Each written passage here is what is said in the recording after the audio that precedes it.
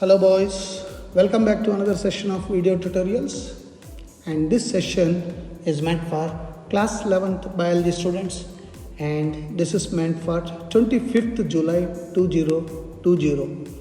I hope you have been following my video tutorials and you are able to understand it, because there is no feedback in our WhatsApp group. I hope when there is no feedback, I presume that you are able to understand. In case of any difficulty, please post your doubts to me. And with that in our background, if you recollect from your memory, we were talking about various biomolecules that are very essential for us to be alive, like DNA, RNA. We have been speaking about them, and what exactly a DNA contains inside it. And I have told you to draw diagrams of amino acids. I told you to draw a diagram of nucleotide, except one or two boys, nobody posted. That shows your interest in biology. I hope you have seen our biology result of last year. They have done very well, and that should be a motivation factor for you.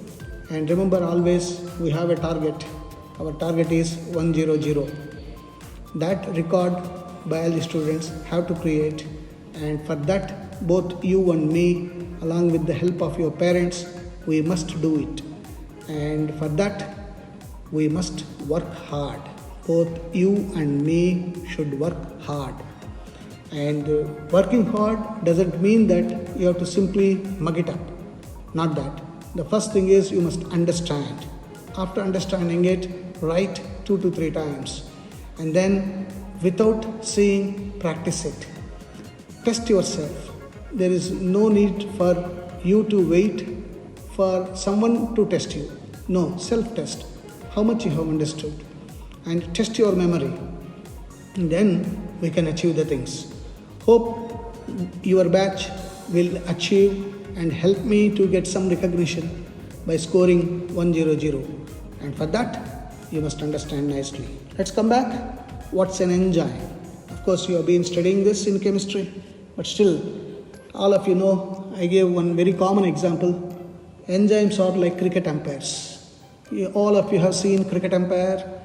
Both the umpires, third umpire, they don't do batting, no bowling, no fielding, no wicket keeping, but they do a very important role. They play, ensure that game goes on in time, starting in time, closing in time, without any fights between the two rival teams.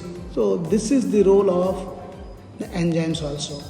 Enzymes will ensure that any chemical reaction that takes place in our metabolism will be done smoothly.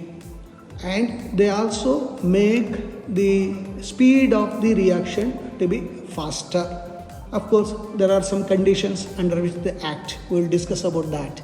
And right now, you should remember that enzymes are nothing but they are proteins.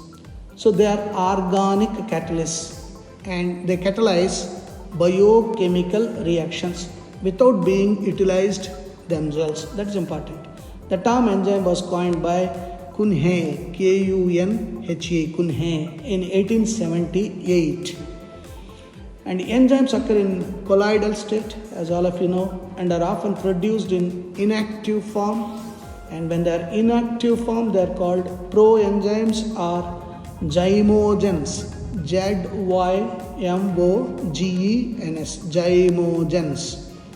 So you can see here, enzymes occur in colloidal state and are often produced in inactive form called zymogen. And these are converted to their active forms by specific factors like pH. If you change the pH, that is negative logarithm of hydrogen ion concentration, or the substrate, volume of the substrate, the inactive enzymes will become active enzymes. Proenzymes will become enzymes. And there is a science involved in that, and the science of enzymes is called enzymology. And the enzymes are produced within a cell, as all of you know, for metabolic activities, and such enzymes are called endoenzymes. and those which act away from the site of synthesis are called exo. Exo means outside, exo enzymes.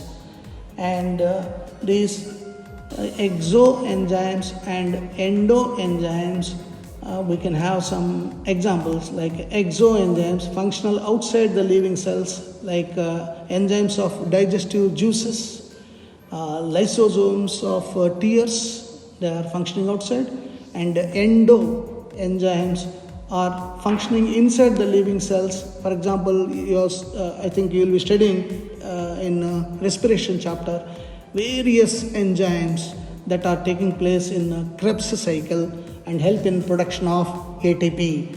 And of course, another important one in the same chapter we will discuss glycolysis, breaking of glucose molecule, so that results in large production of energy. So in glycolysis also many enzymes will be taking place, and such enzymes are called endo enzymes. And what are the properties of the enzyme? And we will go to the chemical nature. With the exception of small group of catalytic RNA molecules like ribosomes, ribonuclease, all enzymes are globular proteins. The first chemical nature is they are globular. Some enzymes may also contain non-proteinaceous molecules and metal ions that participate directly in substrate binding or catalytic action. Based on presence or absence of non-protein group, enzymes are of two types: simple enzymes and conjugate enzymes. Simple enzymes, they are made up of protein only. Active site comprises of specific grouping of its own amino acids, example pepsin and trypsin. Conjugate enzymes, on the other hand, they are made up of two parts, that is protein part and non-protein part. Protein part is called apoenzyme, non-protein part is called cofactor. The complete enzyme is called holoenzyme. The active site is formed jointly by apoenzyme, that is protein part, as well as cofactor, non-protein part. So cofactor, what is a cofactor? The cofactor is a small heat stable dialysable part of conjugate enzyme, which may be organic or inorganic. And organic cofactors are of two types: coenzymes and prosthetic groups. And what are coenzymes? The coenzymes are easily separable non-protein organic cofactors that act as transient carriers of specific functional groups. Coenzyme require two apoenzymes, one for picking up the functional group and second for transferring the group, like NAD+, NADP+, these are coenzymes. So they are meant for picking up the functional group. And most of the coenzymes are made up of water-soluble vitamins. You know, there are two vitamins which are water-soluble, vitamin B, vitamin C. And prosthetic group are non-proteinaceous organic cofactors firmly attached to apoenzyme, that is protein part, and take part in group transfer reactions like biotin, then heme, etc. So basically the proteins have the properties that exhibit or the follows. The characteristics, first one, proteinaceous nature. I think somewhere we have said, yes, proteinaceous nature. Enzymes are usually globular proteins except two RNA enzymes, just now I said. Then efficiency. The efficiency of enzyme depends upon the number of active sites present over an enzyme. The number of substrate molecules changed per minute by an enzyme is called turnover number. The higher the turnover number, the more efficient is the enzyme. And then enzymes are very specific. We call it specificity. What is that specificity? Enzymes are highly specific in their action. Different enzymes act on same substrate but give rise to different products. Similarly, an enzyme may act on different substrates to produce different end products. For example, the enzyme urease can act only upon urea. Invertase can act upon sucrose only. That's why specificity. A slight change in the configuration of the substrate molecule requires action by different enzyme. And then they are colloidal in nature. Enzymes are hydrophilic and form hydrosol in free state. They are colloids, gel-like. And then they are enzyme optimal. The enzymes generally work best under certain narrowly defined conditions, referred to as optimal conditions.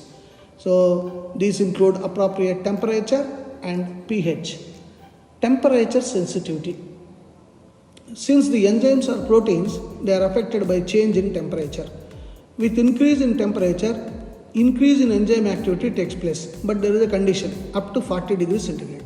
However, when temperature increases above 60 degrees centigrade, the proteins become denatured or they break down. When the temperature is reduced to freezing point or below freezing point, the enzymes become inactivated, but they are not destroyed, they only become inactive. So the rate of reaction is more to optimum temperature. So up to certain levels of temperature, the enzymatic action will be faster. It reaches peak and then curves. So something like a bell curve. And then pH sensitivity. Most of the enzymes are specific to pH. What is pH? Negative logarithm of hydrogen ion concentration. Negative log H plus. And it remains active within a particular range of pH.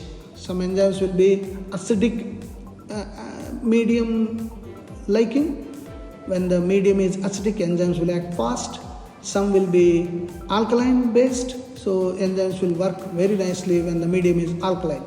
But too much of acidic, too much of alkalinity, or low acidic, low alkalinity will decide the rate of enzymatic action. The strong acid or strong base, as I said, denatures enzymes. Most of the intracellular enzymes function best around neutral pH, that's somewhere 7. When the pH is 7, they work very nicely. And concentration of enzyme and substrate complex, we say. Enzyme substrate complex.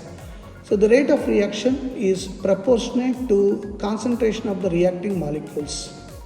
If the substrate concentration is increased, naturally the rate of enzymatic action also increases up to certain limit.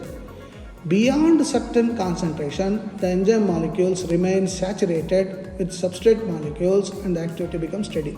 You can have a graphical representation of this. Think of that. Put some graphs about this and draw some graphs and put it in our group. And enzyme inhibitors, 9th one. Enzyme inhibitors are certain products which inhibit enzyme activity, discourage. During the reaction, if the active site of enzyme is occupied by these inhibitors, instead of substrate molecule, and the activity of the enzyme is lost. See, it is something like, lock and key mechanism, we say. If the correct key is inserted inside the lock and twist or turn, the lock gets opened.